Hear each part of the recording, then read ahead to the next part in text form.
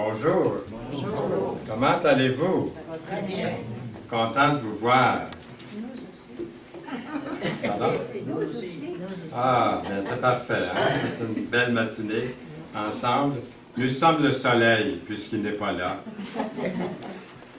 Donc, ce matin, ça me fait plaisir de revenir sur ce message des dispensations dans la Bible. La dernière fois, il y en avait plusieurs qui manquaient. Je ne sais pas si c'était une fête ou qu'est-ce qui est arrivé. Et puis, je vais faire comme une revue, sans entrer dans tous les détails. Ça va être comme la deuxième partie de ce message sur les dispensations. Et puis, comme vous avez vu la première fois, les dispensations, il y en a 7. L'innocence, la conscience, le gouvernement humain, la loi, la grâce, la colère, puis la gloire. Est-ce que vous savez dans quelle dispensation nous sommes rendus? La grâce. On va en parler un petit peu plus de la grâce ce matin, puisque la dernière fois, c'est là qu'on s'était arrêté. Donc, mais je vais quand même faire une révision. Il ne faut pas oublier que le message de Dieu est toujours le même. Jésus est le même hier, aujourd'hui et éternellement. Dieu est dans toutes les dispensations. Dieu ne change pas. Dieu sera toujours le même, c'est-à-dire, dans sa nature, il sera toujours saint, pur et juste. Il a toujours été, puis il le sera toujours. Peut-être que la meilleure personne au monde, on peut penser qu'elle est sainte, mais jamais les personnes que nous avons connues ou desquelles nous avons pu lire quelque chose des biographies n'arriveront jamais à la sainteté de Dieu, à sa pureté. Moi, j'admire des hommes et des femmes qui m'ont fait beaucoup de bien dans ma vie, mais jamais que ces personnes-là arrivent à une sainteté, à une pureté, puis à une justice comme celle de Jésus-Christ. Impossible. Un jour, il y a un vieux médecin qui m'a dit « N'oublie pas, Fernand, qu'un homme n'est qu'un homme. Regarde pas à l'homme, regarde à Jésus-Christ qui est parfait, qui est juste, qui est saint. » La personne la plus juste au monde n'arrive pas à la justice de Dieu. Donc, aujourd'hui, je le répète, je l'avais dit la dernière fois, aujourd'hui nous diffusons la bonne vieille parole de Dieu en utilisant tous les moyens que Dieu nous donne en 2014. La bonne vieille parole de Dieu avec les moyens modernes de communication. J'essaie d'être à la fine pointe des communications, de l'informatique pour propager la parole, la diffuser partout dans le monde entier. Nous pouvons avoir une entière confiance sur l'autorité de la parole de Dieu. Alors j'aimerais vous citer, et là ce ne sera pas la parole de Dieu, mais ça va être un homme qui a écrit de grandes choses, de belles choses. Vous le connaissez peut-être, son livre est peut-être dans votre bibliothèque. Son nom c'est Clive Staple Lewis. Il est plus connu sous le nom de C.S. Lewis. Il y en a plusieurs ici qui connaissaient cet auteur. Hein? Et il est décédé en 1963.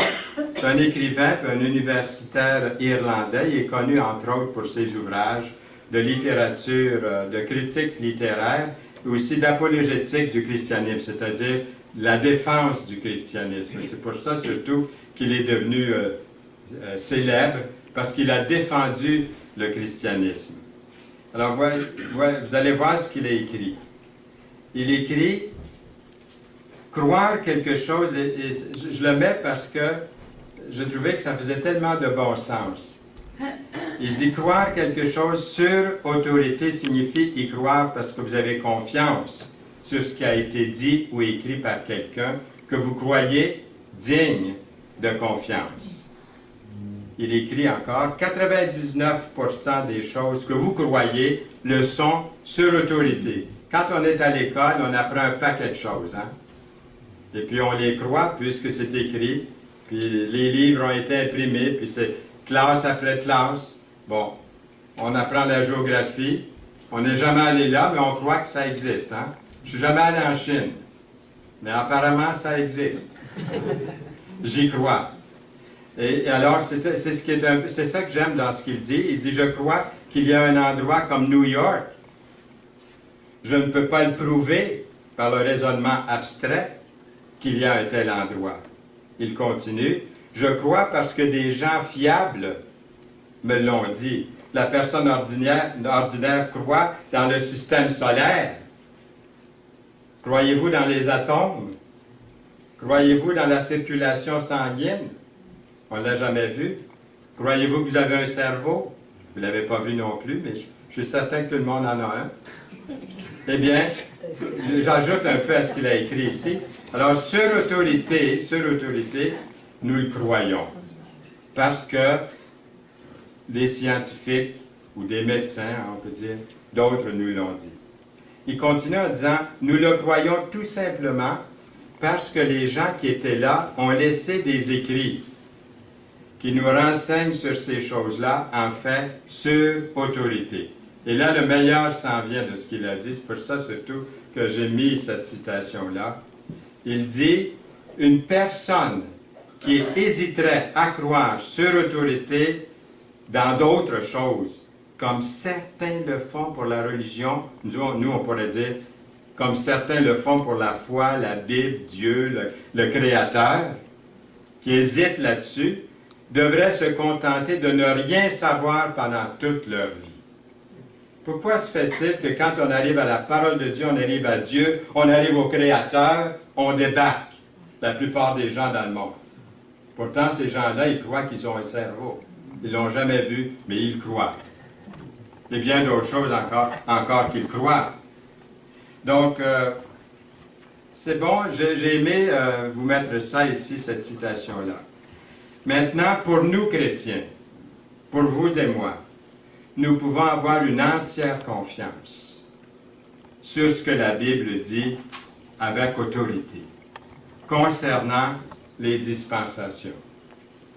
Alors, je les énumère à nouveau assez rapidement. La première dispensation est appelée la dispensation de l'innocence. Alors, cette dispensation, c'est au tout début de la création.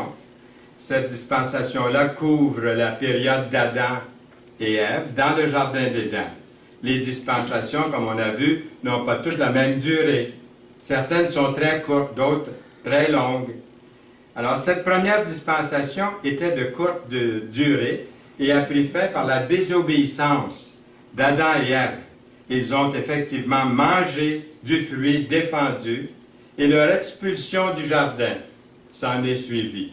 Vous allez voir qu'à chaque dispensation, c'est comme si Dieu, on dirait dans notre langage aujourd'hui, Dieu leur donne une chance, leur donne l'occasion de croire, d'obéir, de faire sa volonté. Puis qu'est-ce qui arrive?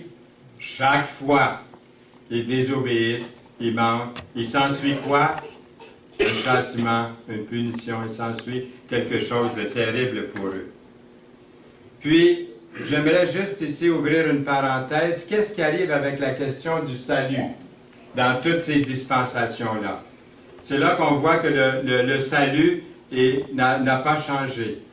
Le salut, à travers toutes les dispensations, le salut ne diffère pas d'une dispensation à l'autre. Au cours de chacune d'elles, l'homme, la femme, l'adolescent, l'enfant est réconcilié à Dieu par un unique et même moyen, celui de la grâce de Dieu, en vertu de l'œuvre de Jésus-Christ.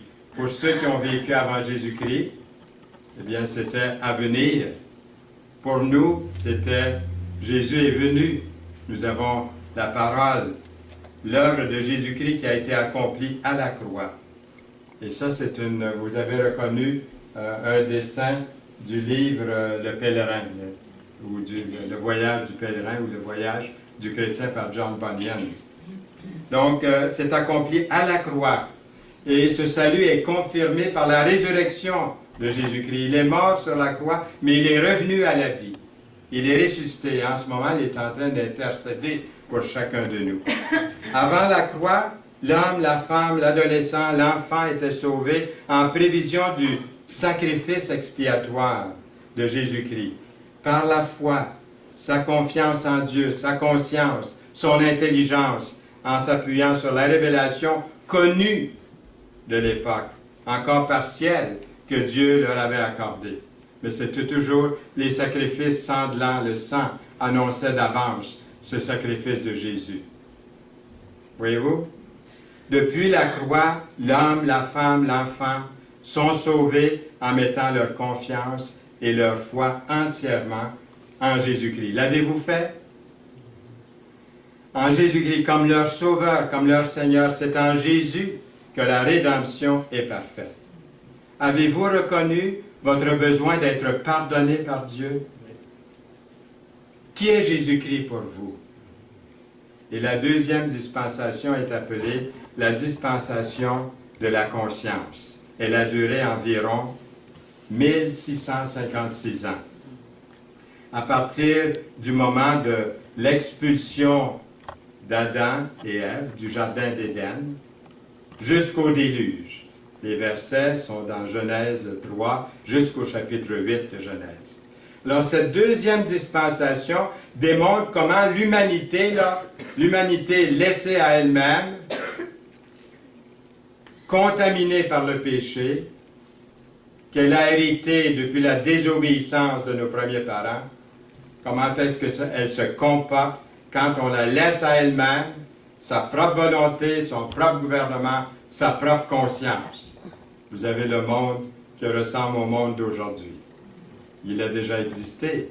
On l'appelait la dispensation, qui est appelée la dispensation de la conscience. La troisième dispensation est appelée la dispensation du gouvernement humain, qui a commencé dans Genèse 8. Dieu avait détruit la vie sur toute la terre par le déluge, une inondation planétaire. Une seule famille a été sauvée. Je suis allé voir le film Noé en passant. Il n'y a rien de plus faux, anti-biblique que cette histoire, que l'histoire qu'ils ont fait avec... je ne sais pas s'il y en a qui sont allés le voir ici, vous allez être d'accord avec moi. Il y a des monstres là-dedans, on ne trouve pas ça dans la Bible, des monstres en pierre, il y a toutes sortes de choses. La seule chose qu'ils ont retenue, je pense que celui qui a fait le film, il savait qu'il y a eu un déluge, puis que le gars s'appelait Noé, puis le reste, il ne savait pas, il ne savait plus rien. Il a construit une histoire là-dessus. Bon. Je suis allé 2 heures assis dans le cinéma à regarder ça, là. Et puis j'ai dit, il faut que je le dise quand je vais prêcher, que ça ne vaut pas la peine. Dépensez pas 4 $ pour les seniors, ça coûte un peu moins cher. Pour aller voir ça. Bon. Donc, ici, c'était la dispensation qui est appelée le gouvernement humain. Et puis Dieu a détruit, comme j'ai dit, par cette inondation. Alors, les descendants de Noé ne se sont pas dispersés sur toute la terre comme Dieu avait demandé. Alors, qu'est-ce qui est arrivé? Dieu leur a ordonné, pourtant, ils ont manqué à leur responsabilité dans cette dispensation particulière. Ils se sont construits une grande tour. Est-ce qu'il y a des tours dans nos villes, dans nos grandes villes du monde? New York, Kuala Lumpur, même Montréal. Toronto. Hein? Donc, hein, vous avez les tours, hein? Vous les voyez, je sais que vous les voyez, ces grandes villes, avec les tours. Depuis ce temps-là, il y a des tours. Le gouvernement humain. Le gouvernement humain. Le résultat a été la montée des différentes nations. La nation chinoise, hein, les Européens, les Canadiens, l'Amérique du Nord, l'Amérique du Sud. Vous avez tous les continents, l'Australie, vous avez le monde entier, des grands gouvernements, des grandes puissances, gouvernements humains, sont devenus une réalité et le début des grandes nations. Et aujourd'hui, on les a encore, ces nations-là, gouvernement humain. La quatrième dispensation est appelée la dispensation de la loi. Elle a duré près de 1500 ans, de l'Exode jusqu'à ce qu'elle soit interrompue après la mort et la résurrection du Seigneur Jésus-Christ.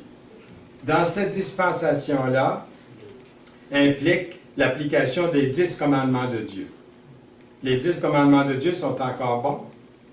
C'est un pédagogue qui nous montre qu'on a besoin de Dieu, c'est impossible pour nous d'avouer qu'on est saint, pur et juste devant les 10 commandements. Ça nous fait courir vers le Sauveur, le Seigneur Jésus-Christ.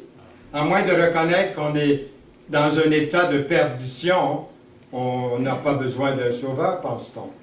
Et du moment qu'on réalise qu'on est dans un état de perdition sur la route large qui nous mène à cette perdition, on court vite vers le Seigneur Jésus avec repentance. Puis on dit, Seigneur, j'ai besoin d'un Sauveur, tu es là, tu es le chemin, la vérité et la vie.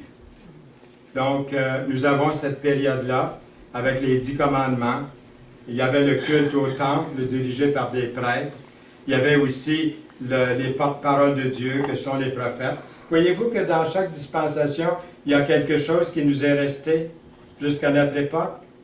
Ça se voit comme très bien qu'il y a des choses qui sont restées. Finalement, en raison de leur désobéissance à l'Alliance, les tribus d'Israël ont perdu la terre promise, leur pays, et ont été soumis à la servitude. La 5e dispensation, c'est la nôtre, dans laquelle nous vivons, vous et moi, présentement. Êtes-vous contents? Oui, c'est le temps de la grâce. La grâce. Nous avons encore l'occasion. S'il y a quelqu'un qui reste encore sourd à la parole de Dieu, je ne peux pas comprendre ça. Pour ça que je me dévoue à tous les jours à faire connaître la parole. Je ne comprends pas que des gens demeurent sourds, aveugles, muets devant la parole de Dieu. C'est facile à comprendre quand on est réunis comme nous ce matin. On est nombreux, mais pas nombreux à comparer avec le monde qui nous entoure. Très peu nombreux. On dit que moins de 1% des Québécois sont chrétiens évangéliques. Il y en a qui disent que ça va jusqu'à 4%, mais je pense qu'il inclut pas mal d'inconvertis là-dedans. Là. Mais c'est difficile de savoir qui sont les vrais chrétiens, les vraies personnes nées de nouveau. Et on arrive à parler de ça, justement. Nous avons la dispensation de la grâce. Elle a commencé avec la nouvelle alliance dans le sang de Christ. Regardez ce verset. Jésus, il prit de même la coupe, comme on a fait ce matin, après le souper, et la leur donna en disant, « Cette coupe est la nouvelle alliance en mon sang, qui est répandue pour vous. » Dans Luc 22, verset 20. Cette dispensation-là de la grâce ou de l'Église commence avec la mort et la résurrection du Seigneur Jésus-Christ et se termine à l'enlèvement de l'Église. Car le Seigneur lui-même, à un signal donné, à la voix d'un archange, et au son de la trompette de Dieu, descendra du ciel, et les morts en Christ ressusciteront premièrement. 1 Thessaloniciens 4, 16. Est-ce qu'il y en a ici ce matin qui entendent ce verset-là pour la première fois? Ou vous l'avez peut-être déjà entendu, puis ça ne vous a pas tellement frappé? Avez-vous vraiment lu ce verset-là?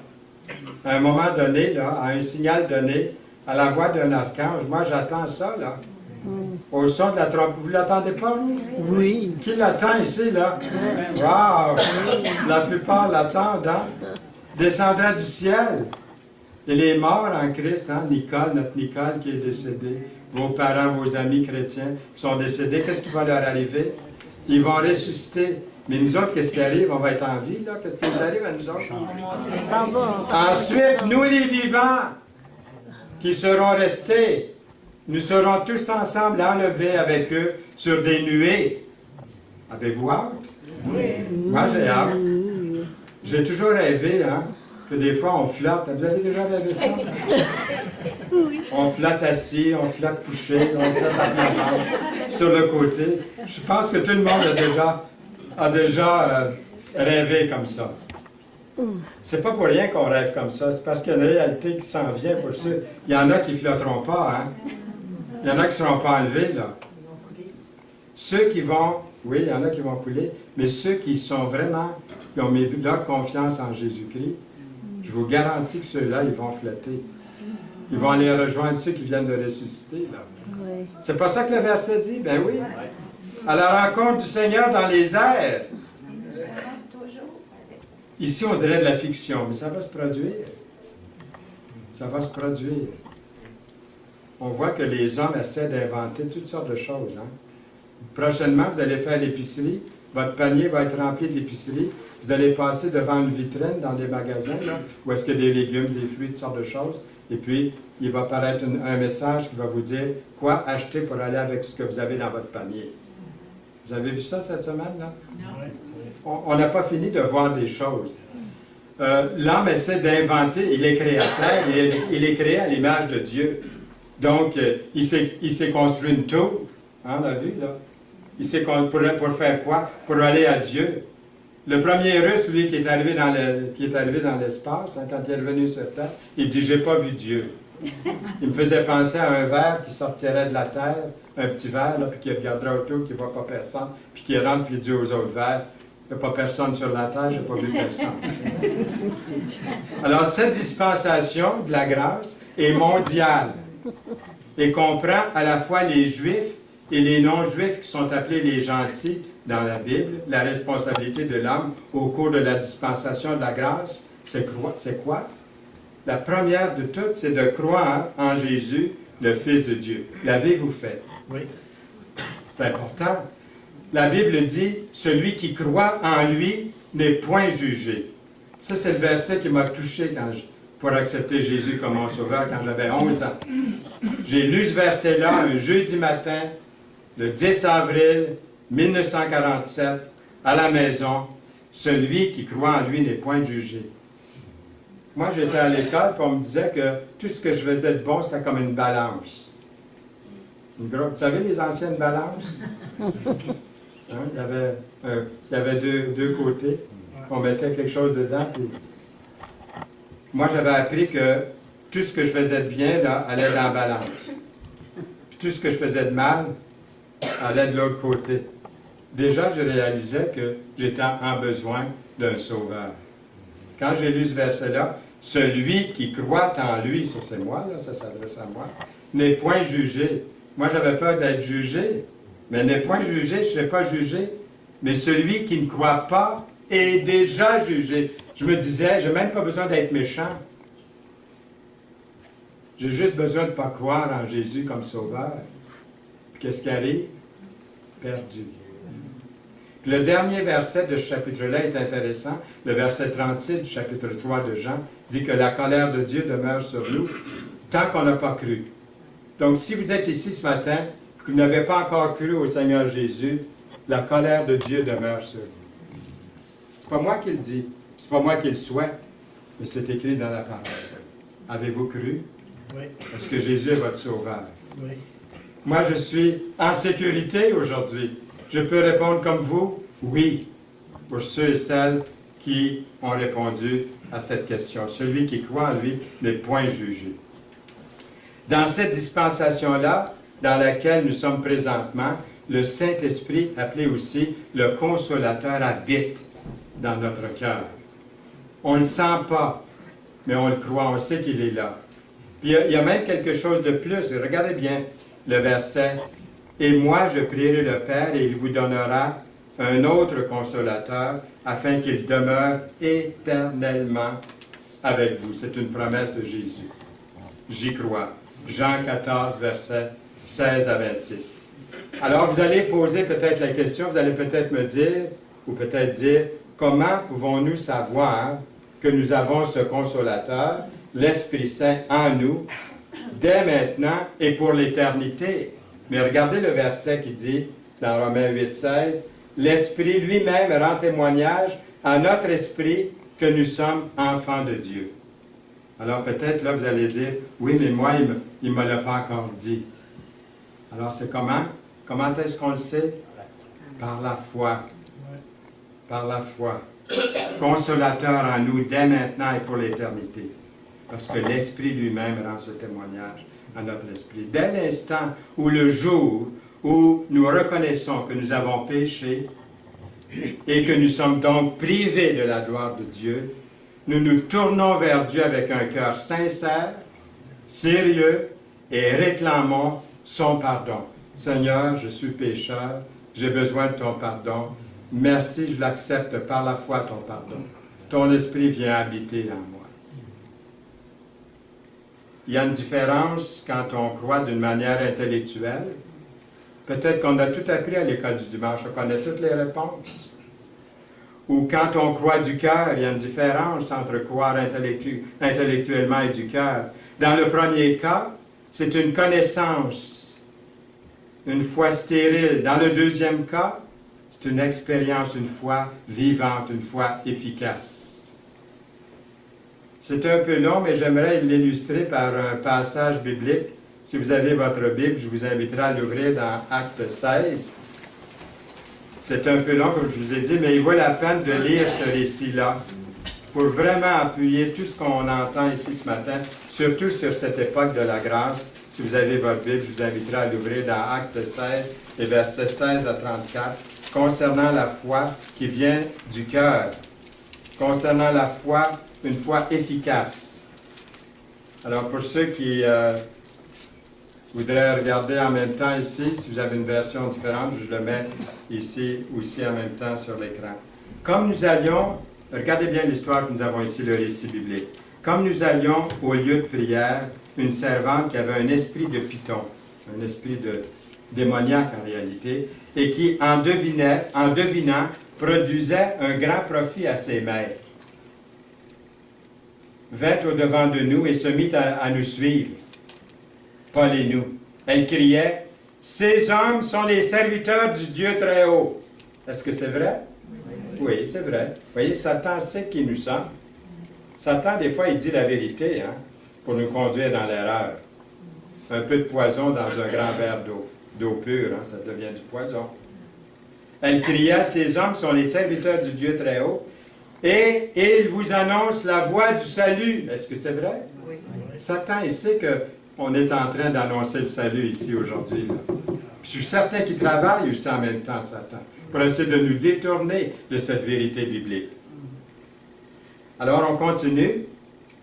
Elle fit cela pendant plusieurs jours. Et qu'ils étaient patients, ces gars-là, hein, Paul et puis les autres, là.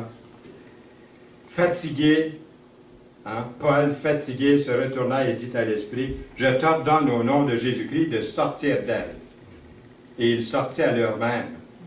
Les maîtres de la servante, voyant disparaître l'espoir de leur gain, se saisirent de Paul et de Silas et les traînèrent sur la place publique devant les magistrats.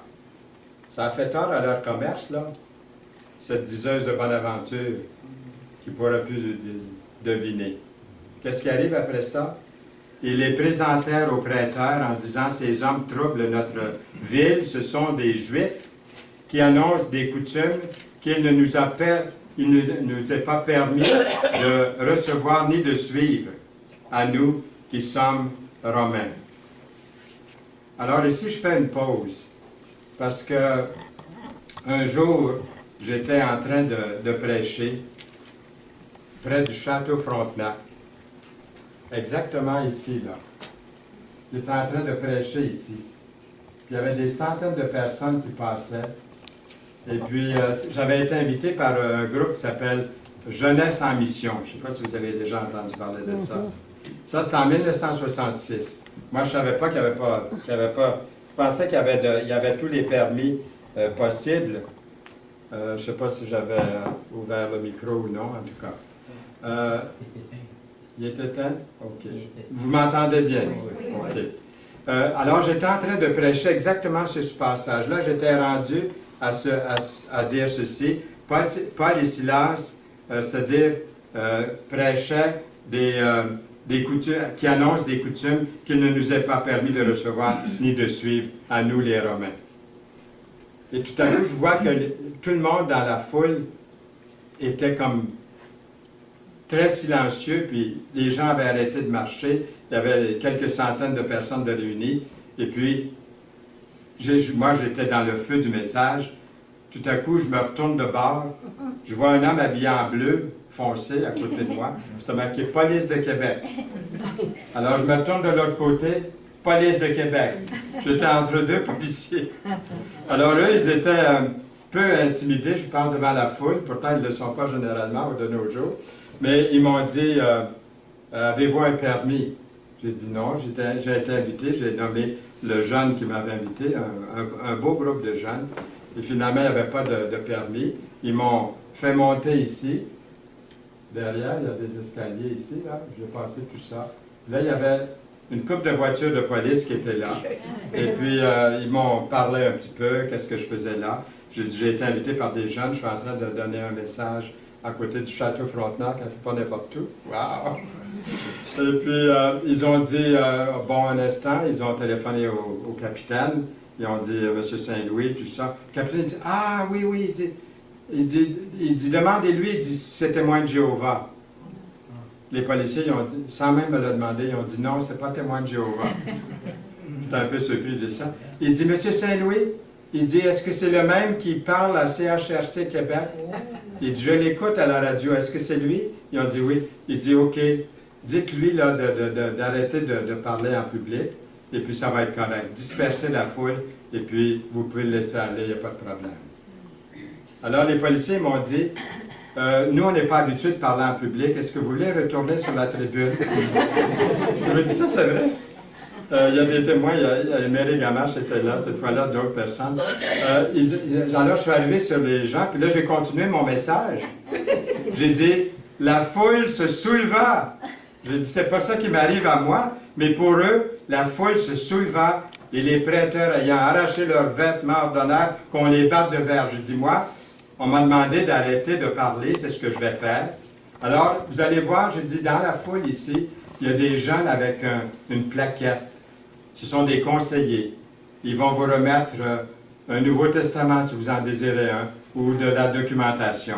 Alors, vous pouvez leur parler. Alors, ça a continué à parler, les gens autour, assis sur des bancs. Mais voyez-vous, c'était exactement la même chose, mais dans ce temps-là, ça a été des grandes persécutions. Si c'était arrivé en 1947, ce que je vous dis là, on était en 66, déjà, il y avait beaucoup plus de liberté au Québec. Mais en 1947, on a vu qu'il y a eu des choses vraiment terribles qui se sont passées, des prédicateurs qui ont été enlevés, kidnappés et qui ont été battus, des chapelles détruites complètement, les chaises. J'ai été témoin de ça, j'ai des photos. Un jour, je vous les montrerai. Alors, tout à coup, il y a eu un grand tremblement de terre. J'ai sauté un verset ici. Le geôlier se réveilla, et lorsqu'il vit les portes de la prison ouvertes, il tira son épée et alla se tuer, pensant que les prisonniers s'étaient enfuis. Mais Paul cria d'une voix forte, « Ne te fais point de mal, nous sommes tous ici. » Alors le geôlier, ayant demandé de la lumière,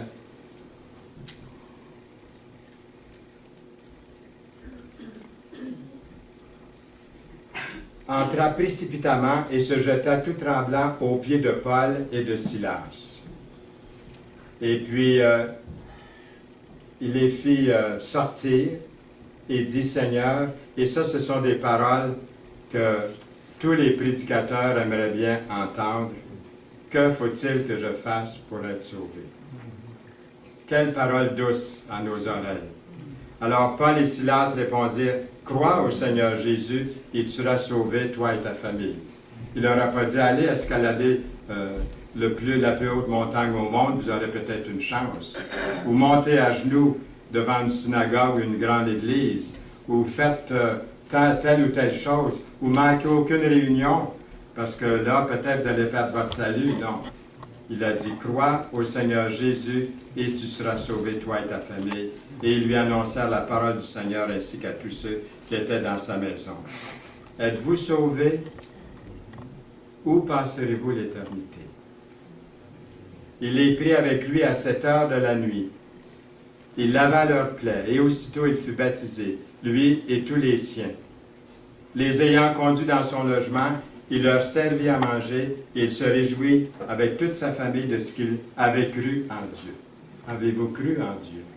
Est-ce que vous l'avez confessé publiquement dans les eaux du baptême? C'est ce qu'ils ont fait ici. L'exécution du Fils de Dieu sur la croix a réglé la question du péché, et le tout accompli de Jésus là, sur la croix, ce cri-là, annule toute imposition et tout mérite humain. La coupe de la nouvelle alliance par le sang de Jésus-Christ nous assure que Dieu ne traite plus avec l'homme et la femme et le jeune pécheur mais c'est avec le Seigneur Jésus-Christ, le Sauveur, que Dieu traite notre question de péché. Il n'y a donc maintenant aucune condamnation pour ceux, quand ça comprend celles aussi, pour ceux et celles qui sont en Jésus-Christ. Puis l'autre verset, étant donc justifiés par la foi, nous avons la paix avec Dieu par notre Seigneur Jésus-Christ. Le sang vous servira de signe, nous lisons dans l'Ancien Testament, sur les maisons où vous serez. Je verrai le sang. Est-ce que Dieu en ce moment voit le sang de son Fils appliqué dans votre vie, dans votre cœur? Il dit dans l'Ancien Testament, je passerai par-dessus vous, il n'y aura point de plaie qui vous détruise quand je frapperai le pays d'Égypte. Vous connaissez l'histoire dans Exode 12, 13. L'apôtre Jean écrit dans son épître, je vous écris ces choses afin que vous sachiez que vous avez la vie éternelle, vous qui croyez au nom du Fils de Dieu. Le savez-vous, vous? Si nous vivons par l'Esprit, qu'est-ce que c'est qu'on doit faire maintenant? Marcher aussi par l'Esprit. Nous avons la parole. Nous sommes présentement dans cette merveilleuse dispensation de la grâce qui dure depuis 2000 ans et personne ne sait quand elle prendra fin. Nous savons qu'elle se terminera par l'enlèvement de tous les croyants nés de nouveau de par toute la terre pour aller dans un merveilleux paradis avec le Seigneur Jésus-Christ. Et là, je vais entrer dans des détails, mais pas cette fois-ci, les prochaines fois, parce que c'est une étude qui va durer des semaines et des mois. On va entrer dans les détails un peu plus, surtout avec cette dispensation, la dispensation qui est appelée la dispensation de la grande tribulation ou la colère. Il y a beaucoup de versets là-dessus dans la parole de Dieu, mais j'aimerais simplement vous en montrer un ici dans Matthieu 24 qui dit, verset 21, « Car alors la détresse sera si grande. » Ça, c'est la dispensation qui nous suit là bientôt. Elle sera si grande. Ça va être encore pire que c'est maintenant, là. Il n'y en a point eu de pareil depuis le commencement du monde jusqu'à présent, et qu'il n'y en aura jamais. Et si ces jours n'étaient abrégés, personne, vous voyez, personne ne serait sauvé si ces jours n'étaient abrégés. Ça ne veut pas dire qu'il y en a qui ne seront pas sauvés, mais ça veut dire qu'il n'y en aura pas beaucoup, là. C'est le temps de la grâce, c'est maintenant, là. La période qui s'en vient bientôt, là, ça va être très difficile d'être croyant, de devenir croyant. Mais à cause des élus, ces jours seront abrégés. Après l'enlèvement de tous les croyants, débuteront les jugements de Dieu. Et ça, on va en parler un peu plus tard, en détail. Il va y avoir la grande tribulation d'une durée de 7 ans. Dieu versera sa colère sur les habitants de la terre. Si le déluge était épouvantable, la grande tribulation est encore pire, ça va être le feu cette fois-ci. Dans l'Apocalypse, concernant les jugements, il y a les 7 sceaux, il y a les 7 trompettes, les 7 coupes qui sont mentionnées. Et puis, il y a aussi les 144 000 Juifs. Des fois, vous vous êtes demandé, c'est quoi les 144 000? Bien, ce sont des évangélistes, des Juifs convertis, oui, qui vont parcourir toute la terre, qui vont évangéliser durant cette période-là. Alors, Satan et ses anges seront jetés sur la terre. Ça va faire dur, hein? Il est déjà le prince de ce monde, quand il va être jeté sur la terre, en plein milieu de la grande tribulation. La 7e dispensation, j'aimerais ça mettre des trompettes ici, peut-être j'en mettrai la prochaine fois. Là. Ça va être la dispensation qui est appelée le millénium. Wow! Jésus-Christ qui vient régner, hein? Une théocratie. Le royaume de 1000 ans, Jésus-Christ va régner. Ce sera une théocratie sur toute la terre avec Jérusalem comme capitale mondiale. Puis ce royaume terrestre va durer 1000 ans. Ce sera une prophétie réalisée là, des bibliques, hein, des prophéties bibliques, faites à la nation juive. La venue enfin de leur Messie et de leur roi, ainsi que pour tous les croyants du retour du Seigneur, Jésus en personne. Satan va être lié pendant 1000 ans. Il va être délié au bout de 1000 ans, puis il y en a qui vont venir à Satan. C'est pas possible, hein? Ça va se terminer avec le grand jugement dernier. Nous lisons, « Puis je vis un grand trône blanc, et ceux qui étaient assis dessus, la terre, la mer, s'enfuirent devant sa face. Il ne fut plus trouvé de place pour eux. Je vis les morts, les grands, les petits. » Moi, je vais voir ceux qui sont de ma grandeur vont être là aussi, là. Et qui seront, mais moi, je n'y serai pas, et qui, se tenant devant le trône, les livres furent ouverts, un autre livre fut ouvert, le livre de vie, et les morts furent jugés selon leurs œuvres, d'après ce qui est écrit dans ces livres, voyez-vous? C'est à venir. La mer rendit les morts qui étaient en elle. La mort, le séjour des morts rendirent leurs morts qui étaient en eux. Et chacun fut jugé selon ses œuvres. Puis la mort et le séjour des morts fut jeté dans les temps de feu. Vous voyez, l'enfer existe. C'est la seconde mort, les temps de feu. On parle peu de l'enfer aujourd'hui. Hein? On dit construisons des ponts avec chacun. Tu sais. Soyez beaux, soyez fins, soyez gentils. Tu sais. Mais il faut parler de tout le conseil de Dieu. Le jugement en fait partie, mais l'amour est encore commensurable, plus grand que tous les jugements, que toutes ces choses-là. Lorsqu'on met sa confiance en lui, c'est la sécurité éternelle. Puis à la suite de toutes ces dispensations sera le nouveau ciel, les nouveaux cieux, la nouvelle terre. Car je vais créer de nouveaux cieux, une nouvelle terre. On ne se rappellera plus des choses passées. Je pense qu'on ne se souviendra plus des mauvaises choses passées. Elles ne reviendront plus à l'esprit, selon Ésaïe 65, verset 17. Nous vivons encore dans la dispensation de la grâce, ne l'oublions pas. Encore pour combien de temps? Qui le sait? Personne. Le message de Jésus-Christ pour aujourd'hui, c'est « Toutes choses m'ont été données par mon Père, et personne ne connaît le Père si ce n'est le Père. Et personne non plus ne connaît le Père si ce n'est le Fils, et celui à qui le Fils veut le révéler. » Dieu se révèle à vous ce matin par ce message. Il se révèle à moi, selon Matthieu 11, 27. Et nous avons ce merveilleux verset avec lequel je termine ici. Jésus dit, « Venez à moi, vous tous, sans exception, hein, vous tous, qui êtes fatigués et chargés, et je vous donnerai du repos. Prenez mon joug sur vous. Hein, débarrassez-vous du joug du monde. Prenez mon joug. Pourquoi? Recevez mes instructions, car je suis doux et humble de cœur, et vous trouverez le repos de vos âmes. » Amen. Amen. Seigneur, merci pour ta parole. Merci que nous sommes encore dans cette dispensation de la grâce. Et bientôt, dans les messages, nous allons entrer un peu plus dans les détails de ce qui arrive dans ces dispensations-là.